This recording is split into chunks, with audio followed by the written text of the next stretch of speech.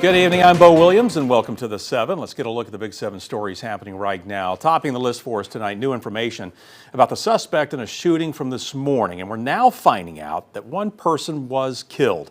This is prompting a big effort from law enforcement in Fentress County. That's where deputies and the TBI are looking for Jelena Upchurch. Now, a warrant for Upchurch has now been issued, charging her with criminal homicide. Deputies were sent out to a report of a shooting. This was just before 9 this morning on Whippoorwill Lane in Jamestown. Police say they found Samuel Jennings with a fatal gunshot wound. Deputies add Upchurch was last seen leaving that area. Now, as we've been telling you throughout the day, Upchurch is considered armed and dangerous, and people living in that area, well, they need to lock their doors. Now, she's described as about 5'5", short blonde hair, possibly wearing a red T-shirt. Investigators said earlier they believe Upchurch is on foot. Now, anyone who spots Upchurch should not try to approach her. Instead, you need to call 911. Well, a clash over who pays the bill is next on our list tonight. Neighboring communities that share an emergency communications district are calling out one of their own for not footing part of the bill for the service. Lenoir City has not paid since the 2023-24 fiscal year. Loudon County Mayor Buddy Bradshaw telling 6 News the county has approved its portion of the funding, and City of Loudon Mayor Jeff Harris anticipates that his city will follow suit. Lenoir City Mayor Tony Aiken says Lenoir City residents are already paying county taxes to fund the service, but City Councilwoman Robin McNabb is concerned about the Lenoir City Police Department losing access to emergency communications.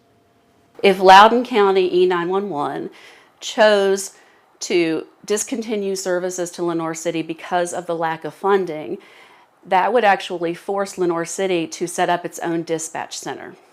So that what would happen then would be there would be an in-house Lenoir City dispatcher 24/7, and that cost would be paid for by our taxpayers. Now, Mayor Aiken says he does not believe services will be discontinued if Lenoir City refuses to pay, claiming there was never any problem with the Emergency Communications District Board until the County Commission put a county commissioner on the E911 board. All right, we have an update that's next for you now on a case that we have been following for nearly 3 years.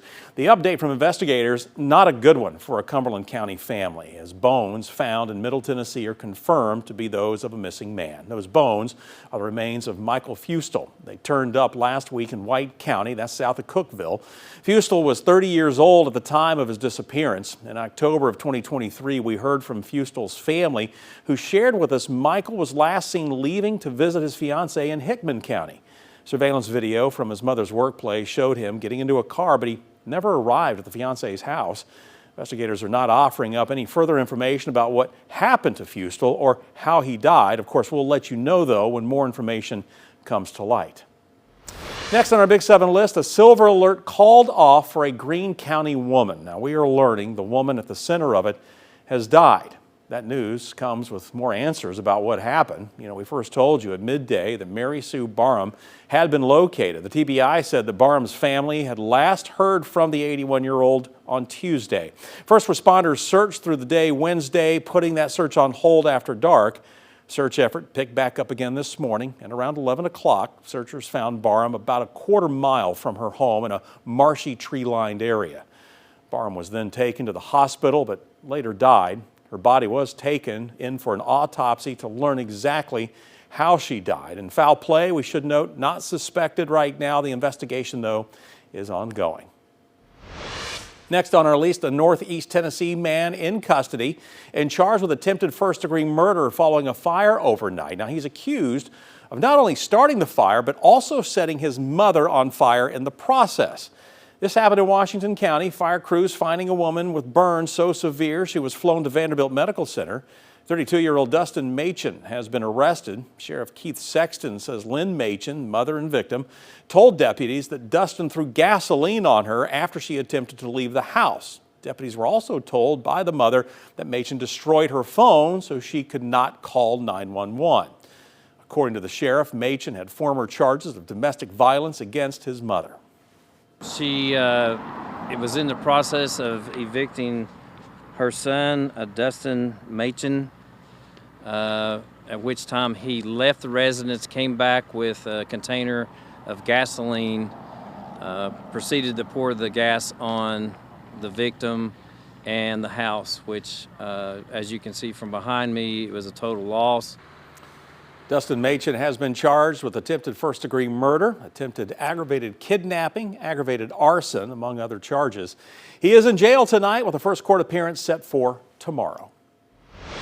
One University of Tennessee student launching a brand new motorsports team set to compete in the 2026 Collegiate Racing Series. Take a look. Team is called Rocky Top Racing, and it will give students a chance to gain experience in the world of collegiate racing and beyond. Jacob Mink, with a passion for all things racing, shares he had a vision to bring orange and white to the track, so he did. Rocky Top Racing held its first event today, welcoming the president of the Collegiate Racing Series and American race car driver Ricky Stenhouse Jr. Now, Mink says the team is not only giving students the opportunity to get behind the wheel and compete, but it's also helping them learn the ins and outs of what it takes to operate a real race team. The hope here is that the team may even prepare students for a career in NASCAR or Formula One. This is a multifaceted program. So we have engineers, we have finance people, we have marketers, we have PR people, we have mechanics. We even have a sports psychologist on our team. There is an avenue for every single major to contribute something to this team. Art students, graphic designers. I mean, the bounds of this team are absolutely limitless. It's a cool idea. The team will take on 9 races this year, the first at Michelin Raceway Road, Atlanta on July 31st. Well, we're back to dry weather. After a rainy Easter morning, now fire crews returning to some of the precautions that we saw late last month. Gatlinburg's fire department right now not handing out any burn permits, announcing today the suspension will keep going until we get some rain and the humidity goes up. Also, Fire Chief David Gray asking everyone to keep the dry conditions in mind and take steps like being careful with cigarettes and when using outdoor equipment that might make sparks. It's also a good time to make sure there's space around your house that's clear of leaves or other items that could catch fire. Chief Gray also writes in a statement, quote, even small outdoor fires can quickly get out of control under these types of conditions and pose a serious risk to lives and property.